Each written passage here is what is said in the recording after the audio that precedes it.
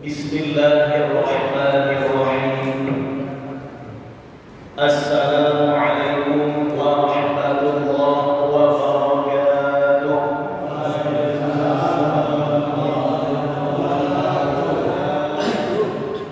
Alhamdulillah, nahmaduhu ala ni'amihil mubarakah.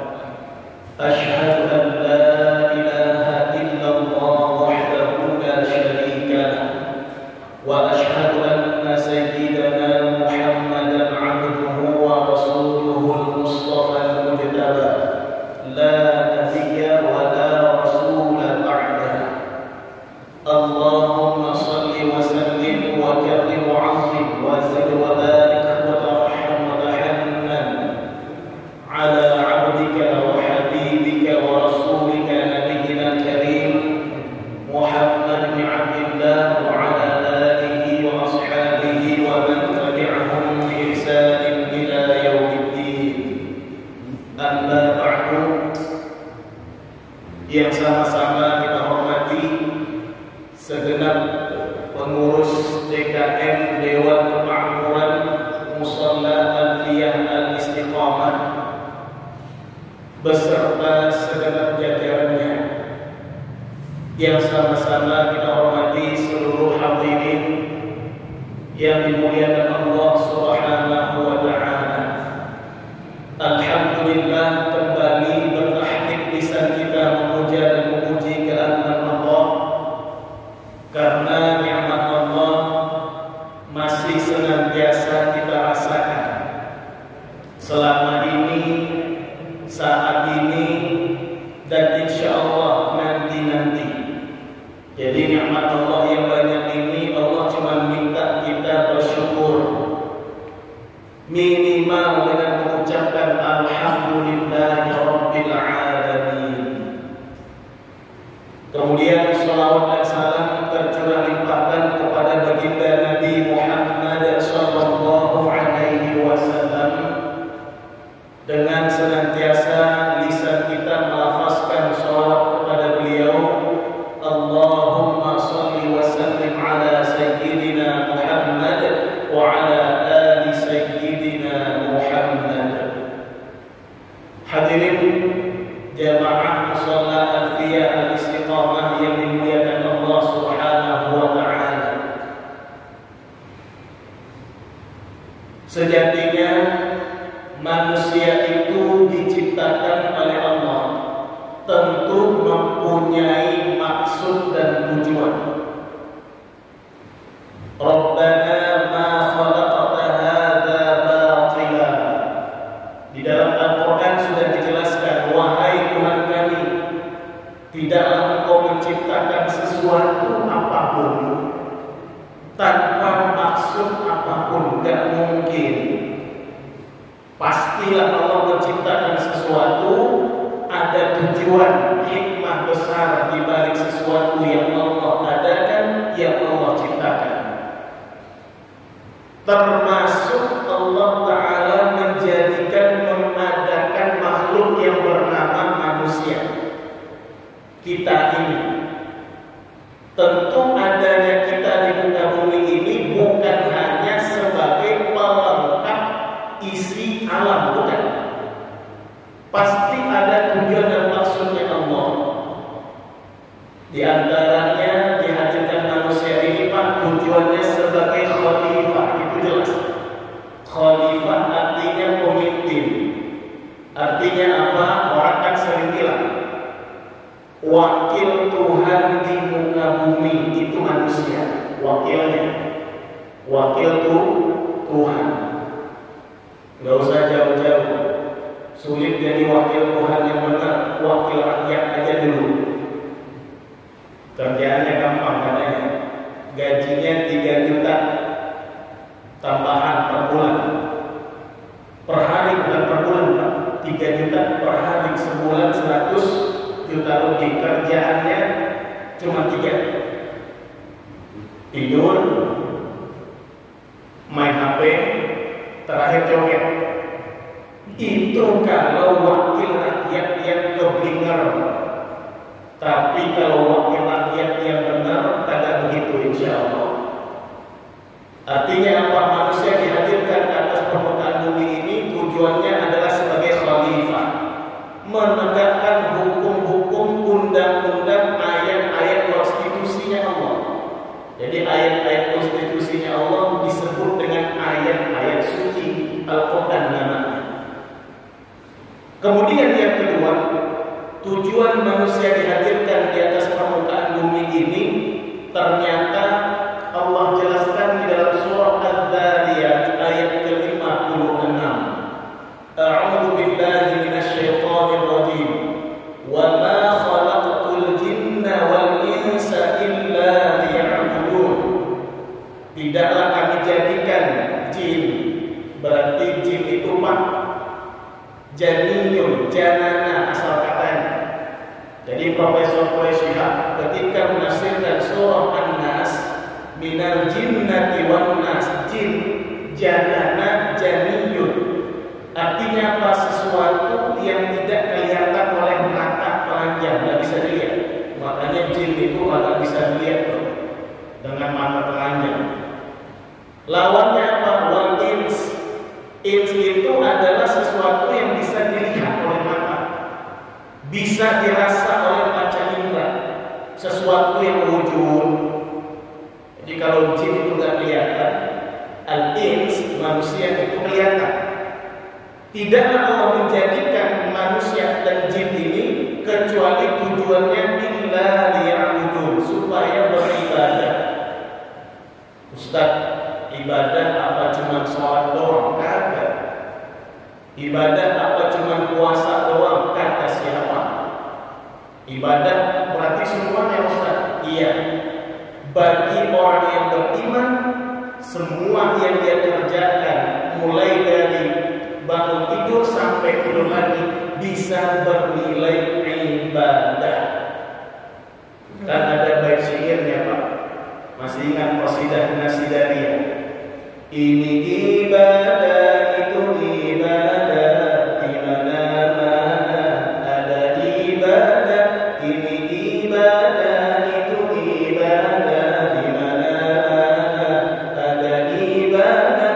Menuntut ilmu, mencari nafkah, makan minum, tidur di rumah. Bagi yang beriman, semua jadi ibadah. Mau kita tidur doang, mau urusan makan doang, mau perkara minum, cari nafkah, semua itu bagi orang yang beriman nilainya ibadah. Maka wajar Allah katakan, tidaklah kuciptakan, kujadikan manusia dan jin kecuali hanya untuk ibadah. Tidur sah ibadah bagi orang beriman. Bahkan jalan-jalan Pak Ustaz bisa ibadah, bisa ibadah. Tafakkaru fi khalqillah, fikirkan, renungkan penciptaan alam semesta.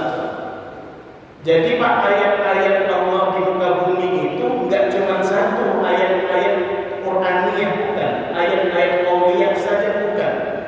Ada ayat-ayat yang kedua namanya ayat kauniyah. Kalau ayat qauliyah berarti Al-Quran ayat yang tersurat, berarti ayat kauniyah adalah ayat yang tersirat.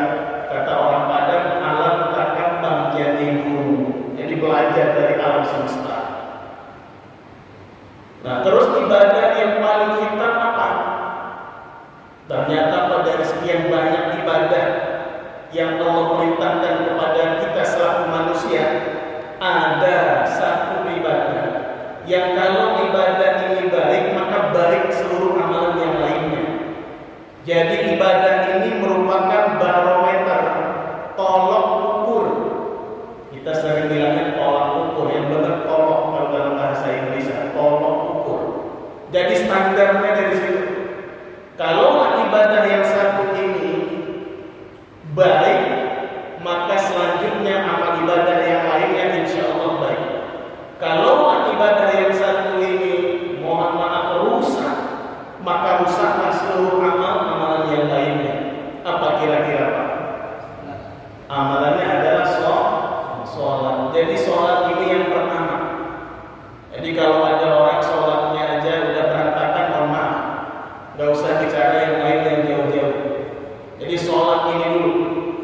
Salatlah amal ibadah yang jadi barometer ukuran pertama di sisi Allah nanti. An Abdullah bin Amr radhiyallahu anhu, dari sahabat namanya Abdullah bin Amr. Rasulullah sallallahu alaihi wasallam pernah bersabda, "Inna awwala ma yuhasabu bihi al-'abdu yawmal qiyamah min 'amalihi salatuhu." Riwayat yang kedua, min 'amalihi as-salat. Sesungguhnya amal ibadah yang pertama kali nanti yang akan dihitung-hitung oleh Allah, yang akan di-LPJ-kan laporan pertanggungjawaban di hadapan Allah, adalah ibadah sholatnya. Jadi sholatnya dulu. Fa in sholahat, kalau sholatnya benar, sholatnya grade-nya bagus, kualitasnya oke, maka apa? Faqad aflaha wa anjaha. Maka orang kalau sholatnya udah benar, bagus, kualitasnya ori, maka aflaha wa anjaha, dia akan sukses, dia akan selamat. Sebaliknya, wa in fasadat, ini kalau sholatnya pas ditimbang-timbang di hadapan Allah, ternyata sholatnya rusak, unggul cuma kuantitas, jumlahnya banyak, kualitasnya kurang, faqad khaba wa khasira. Orang model begini nanti di hadapan Allah dia merugi, ujung-ujungnya celaka. Ini hadis diriwayatkan oleh Imam Abu Isa Muhammad bin Isa bin Sawrah At-Tirmizi yang wafat sekitar tahun 279 Hijriah. Jadi sholat dulu. Ini yang pertama, baru urusan yang lain. Kalau sholatnya benar, insya Allah yang lain benar. Sholat itu adalah diamnya ibadah. Saking pentingnya sholat, ada satu hadis Nabi Sallallahu Alaihi Wasallam, suruhlah, perintahkanlah, muru auladakum bis-shalah, kata Nabi. Suruhlah, instruksikanlah kepada anak-anakmu bis-shalah, untuk ngerjain sholat. Wahum abna'u sab'i sinin, pada usia anakmu yang ke-7 tahun. Jadi umur 7 tahun Pak, berarti kelas berapa kira-kira? Kelas 1 atau 2 SD. Tuh, udah disuruh anak diperintahin ngerjain sholat. Masih kecil itu, masih sibuk ngombak-ngombak di sawah, masih sibuk narik-narik benang layangan, tapi diperintahkan untuk sholat. Wahum abna'u sab'i sinin, usianya 7 tahun, perintahkan sholat, kata Nabi. Waqribuhum 'alaiha wa hum abna'u 10 sinina. Kalau sudah usia anak itu 10 tahun, enggak mau sholat, disuruh apa? Waqribuhum, pukul. Coba disuruh pukul anak usia 10 tahun kagak mau sholat, pukul. Cuman jangan samain mukul anak untuk tarbiyah pendidikan dengan mukul gebukin maling, jangan. Tadi saya parkir di bawah mobil ngadep ke tembok. Di situ ngeri, saya baca tulisan di dalam sebuah banner kecil di situ. Maling ketangkap bakar. Ngeri sekali. Nah, kalau mukul anak yang kagak mau sholat usia 10 tahun, gak sama dengan mukul maling, apalagi sampai bakar. Pukulannya itu kata para ulama fikih adalah pukulan tarbiyatan lahum, pendidikan. Mukulnya pakai apa? Pakai bantal, sholat. Jangan mukulnya pakai beton atau pakai balok, jangan. Kemudian yang nggak boleh dipukul adalah area-area vital, wajah nggak boleh. Ini giliran dipukul sama bapaknya, sampai wajahnya aja udah nggak dikenali di wajah siapa. Oh, bapak betul itu namanya. Jadi mukulnya nggak boleh wajah, nggak boleh area-area yang berbahaya. Pukul di tangan, penuh kelembutan. Tujuannya apa? Tarbiyatan lahum, kata para ulama fikih. Hanya sebagai pendidikan saja. saking pentingnya sholat. Wa farriqu bainahum fil madaji'. Kalau sudah 10 tahun Pak, kata Nabi, punya anak laki sama perempuan, maka 10 tahun sudah harus dipisah tempat tidurnya, jangan digabung. Ini fikih usrah, namanya fikih keluarga. Ini hadisnya diriwayatkan oleh Al-Imam Ahmad dan juga oleh Al-Imam Abu Dawud. Saking pentingnya sholat, anak kecil aja 7 tahun disuruh sholat, 10 tahun masih kagak mau sholat, pukul dengan pukulan pendidikan. Hadirin yang Allah muliakan. Nah, sholat ini ternyata kenapa kok barometer amal ibadah seorang manusia itu ditinjau dari sholatnya? Ternyata rahasianya Pak, sholat itu kan manfaatnya banyak. Salah satunya apa? Terdapat dalam surah Al-Ankabut. Ini sudah jadi bahasa kita Pak. Al-Ankabut artinya apa? Ada yang tahu? Laba-laba. Kalau di kampung saya Pak bilangnya kalau orang panik, orang udah khawatir, panik, namanya mau kalang kabut dia. Kalang kabut. Asalnya Pak, kalang kabuti, seperti laba-laba. Orang panik kayak laba-laba. Pernah lihat nggak laba-laba lagi di sana? Kita sapu, gimana dia? Lari nggak beraturan, sana sini, sana sini, sana sini. Seperti orang panik, disebut dengan kalang kabut. Dari bahasa Arab, kalang kabuti, seperti laba-laba. Jadi orang kalang kabut itu seperti laba-laba. Laba-laba kalau lari nggak beraturan, ketika sarangnya kita rusak dan lain sebagainya. Dalam Al-Quran surah Al-Ankabut ayat 45, Innas salata tanha 'anil fahsya'i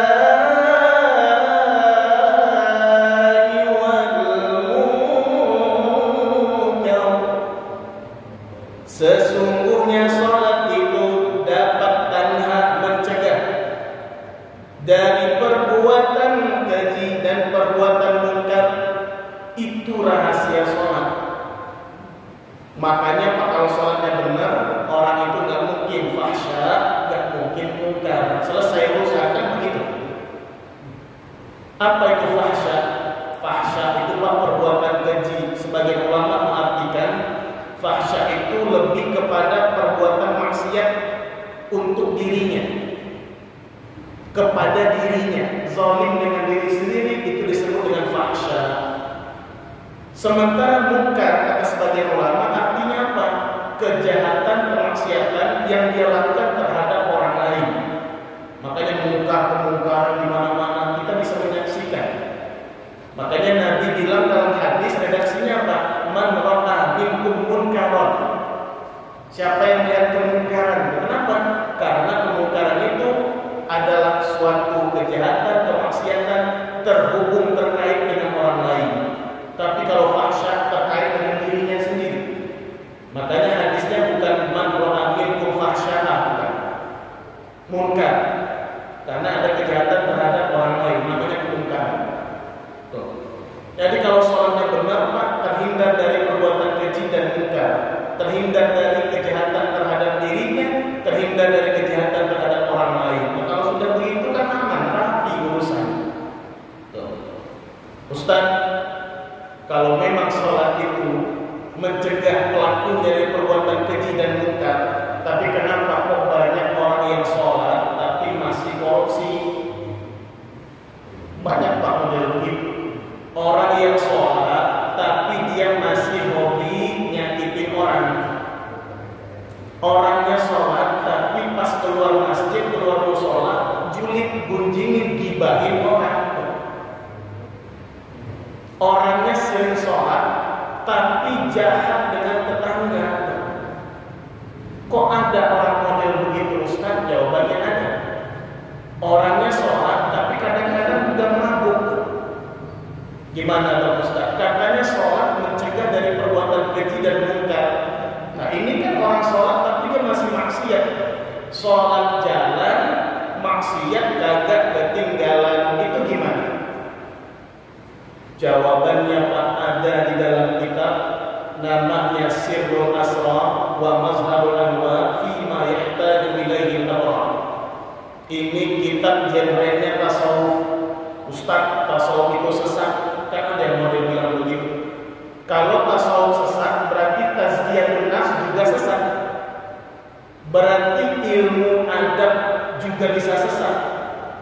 Kenapa? Tasawuf, tazkiyatun nafs, penyucian jiwa itu mirip akhlak, itu juga masuk tasawuf.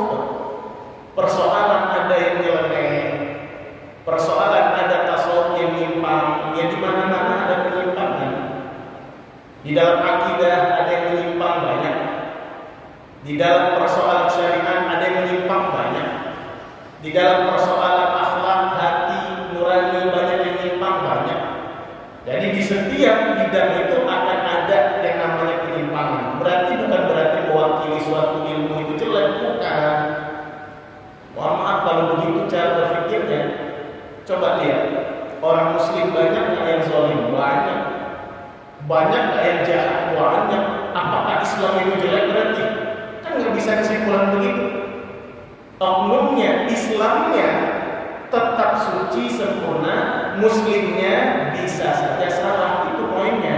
Sama tasawuf itu, yang sebenar-benar tasawuf itu benar, pelakunya mungkin saja salah, sangat mungkin. Jadi jawabannya ada di dalam kitab Sirrul Asrar. Ini kitab disusun oleh Syekhul Islam wa Sultanul Auliya, gelarnya dua. Sebenarnya lebih, tapi dua yang paling viral. Siapa? Syekh Abdul Qadir Al-Jilani. Beliau ini wafat sekitar tahun 561 Hijriah. Beliau Pak yang paling saya senangi dalam kitab beliau itu, beliau ini kan ulama tasawuf. Jadi beliau selalu membagi suatu amal ibadah itu ditinjau dari dua sisi. Sisi lahir dan sisi batinnya. Jadi di situ Pak ada puasa syariat, puasa tarekat, puasa lahir, puasa batin. Dulu pernah kita bahas. Zakatnya yang ada dua, zakat lahir, zakat batin. Hajinya ada dua juga, haji secara lahir, haji secara batin tuh. Termasuk sholat. Syekh Abdul Qadir membagi dua jenis sholat. Ini pembagian ini Pak bukan berarti dikotomi, dipisah-pisahin, satu diambil, satu dibuang, kata begitu. Beliau justru menjelaskan ini loh ada dua jenis sholatnya manusia ini. Tinggal kita ukur nanti, tanyakan ke dalam hati, qalbu sanubari kita, jangan tanya kepada rumput yang bergoyang. Tanya kita, tepuk dada, tanya hati, sholat saya yang mana?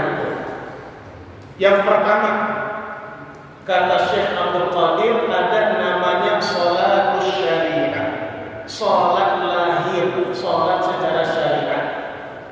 Wal muradu minha, kata beliau, yang dimaksud dengan sholat syariat itu apa? Arkanul jawarihil zahirah, adalah rukun-rukun fisik yang kelihatan. Mithlul qiyam, seperti ketika berdiri. Wal qiraah, kita baca bacaan sholat. Wal ruku', ketika kita ruku'. Was sujud, ketika kita sujud, dan lain sebagainya. Itu namanya sholat syariat. Sholatnya fisik, secara fisik kelihatan. Badannya, gerakan mulutnya, suaranya, dan lain sebagainya. Ini namanya sholatus syariat, sholat secara syariat. Insya Allah semua umat Muhammad sholatnya pasti sholat syariat itu pasti masuk. Kecuali memang Badr tidak sholat sama sekali, ya udah lewat.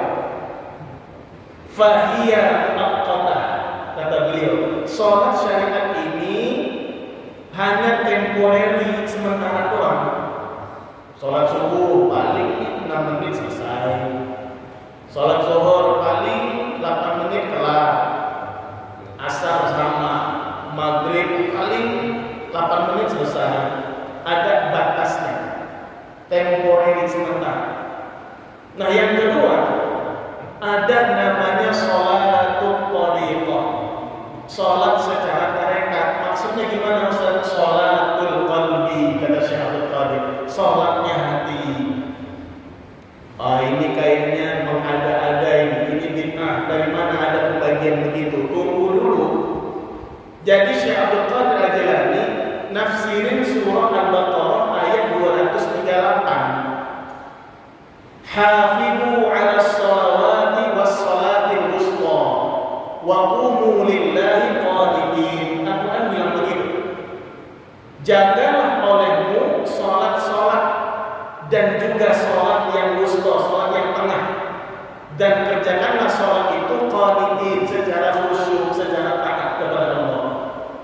Tuh, Syekh Abdul Qadir nafsirinnya ini luar biasa. Ini namanya ilham rabbani. Jadi ilmu itu dapat dari sisi Allah, ilmu laduni namanya. Hafizu 'alas shalawati, jagalah salat-salatmu. Ini ayat potongan yang pertama. Artinya apa?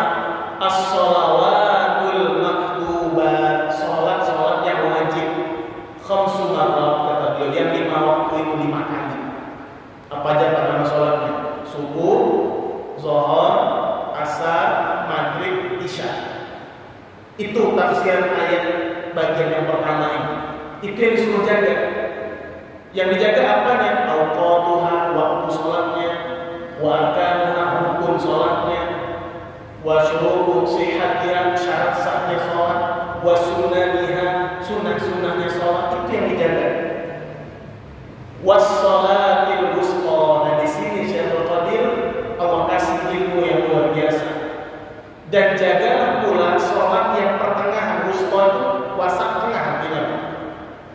Kalau kita buka tafsir selain tafsir Syekh Abdul Qadir, misalnya Jami' al-Bayan At-Ta'wil Ayat Quran Al-Imam At-Tabari wafat 310 Hijriah.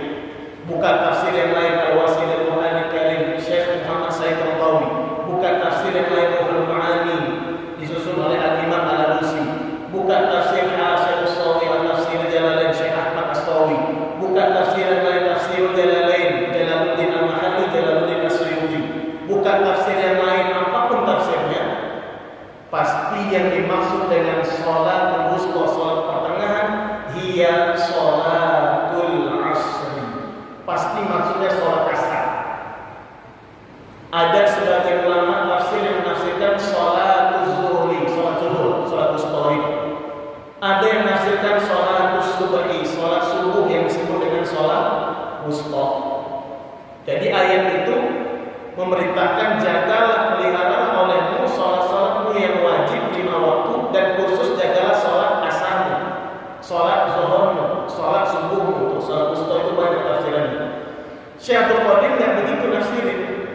Kata beliau itu benar tafsirannya, tapi ada tafsir batin. Apa maksudnya? Wassalatul wusta artinya adalah sholat pertengahan. Fahiyya sholatul qalbi, adalah sholatnya hati. Kok bisa Ustaz? Sholat hati itu disamakan dengan sholat wusta pertengahan. Jawaban beliau luar biasa. Li'annal qalba khuliqa fi wasatil jasad.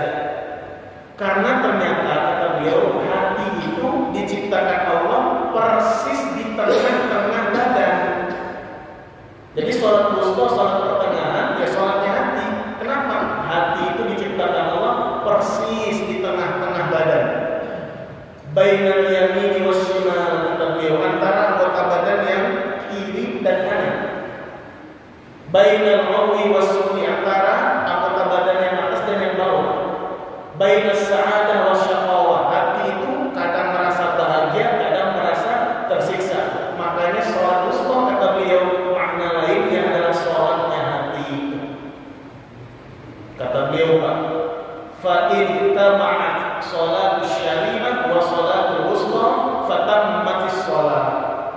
Kalau orang bisa sholat, gabungin sholat syariatnya, sholat fisiknya tadi, rukuk, sujud dan lain sebagainya, digabungkan dengan sholat hatinya.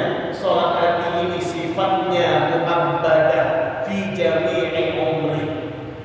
Sholat hati ini menjaga hati maksudnya. Senantiasa mengingat Allah, senantiasa berzikir kepada Allah, senantiasa mengingat Allah. Kata Allah apa? Kalau ada orang yang mengingatku, kemudian aku mengingatnya, ingatlah, ingatan Allah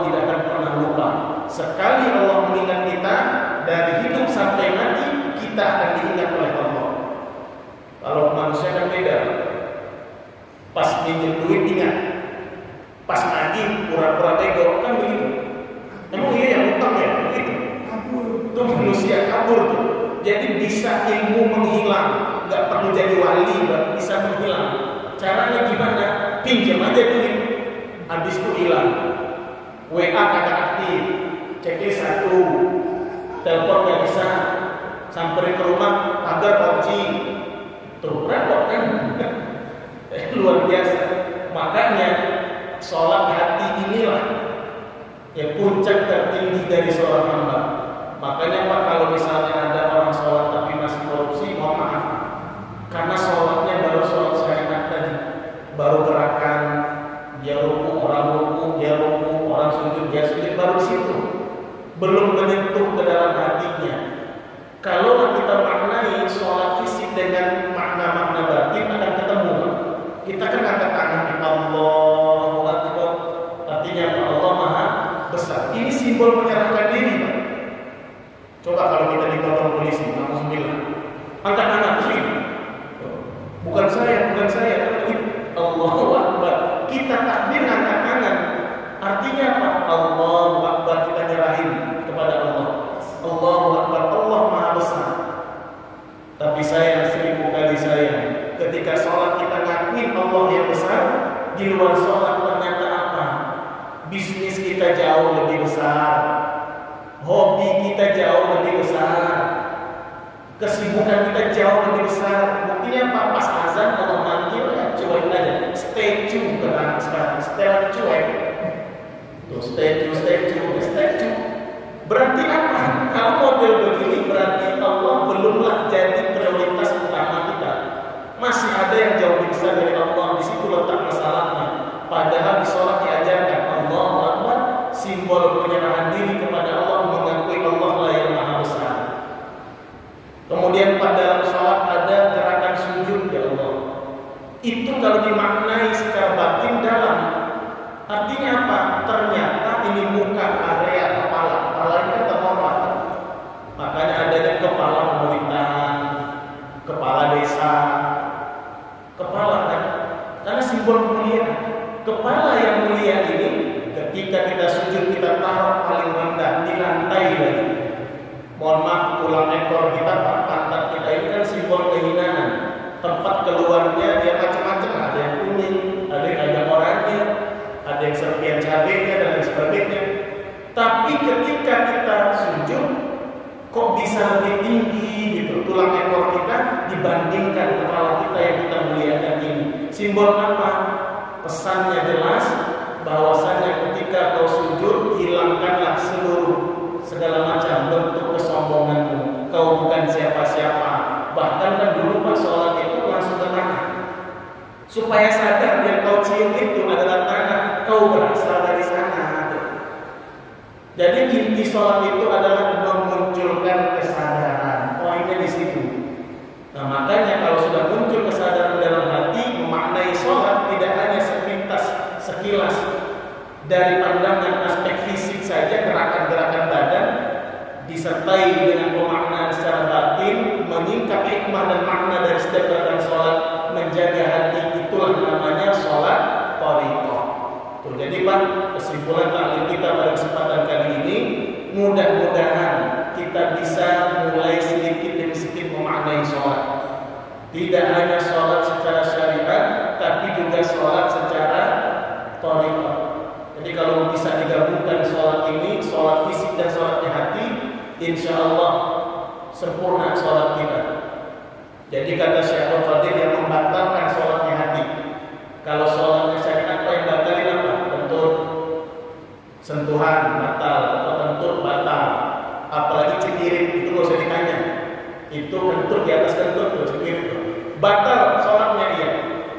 Itu sholat syariat. Yang membatalkan sholatnya hati apa? Ketika hati kita berpaling dari kiblatnya Allah.